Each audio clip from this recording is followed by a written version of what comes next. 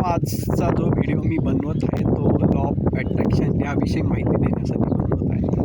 तरी हा व्हिडिओ मी एकदम म्हणजे तुम्हाला एकदम सोप्या आणि साध्या सरळ भाषेत सांगणार आहे. आणि या नियमाची जी मान्यता आहे, हा नियम काही मी बनवला नाही आहे, हा वैज्ञानिक आणि मनोवैज्ञानिक स्तरावरचा नियम आहे. आणि ह्या नियमाचं आपण जर बघितलं, लॉ म्हणजे नियम आणि अट्रॅक्शन म्हणजे काय, आकर्षण म्हणजे आकर्षणाचा नियम.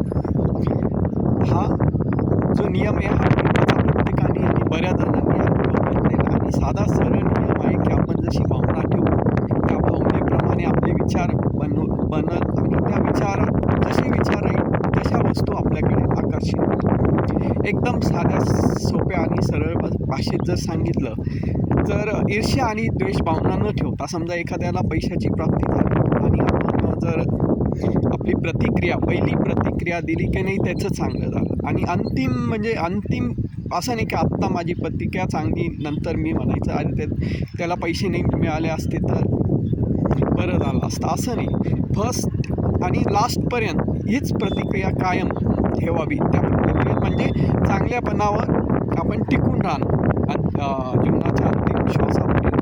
तर याच्यामुळे काय होतं की जे चांगलेपणाचं बीज रुजवलं जातं आणि तेच कसं आपल्यासमोर आणि आपल्याला जे म्हणजे आपल्याला जे हवं असतं ते आपल्याला मिळतं. एकदम म्हणजे हे सर्व काही असा नियम आहे.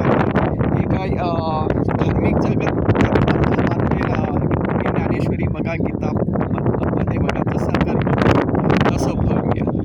जसं बीज आपण त्या बीजप्रमाणे आपल्याला फळ मिळेल. इतका साधा सरळ आणि सोपा नियम आहे. माझ्या मते हा नियम तुम्ही कायम लक्षात ठेवावा आणि ह्या नियमाचं किंवा असंच जर आपण पालन केलं तर आपलं नक्कीच चांगलं होईल. बस इतकंच.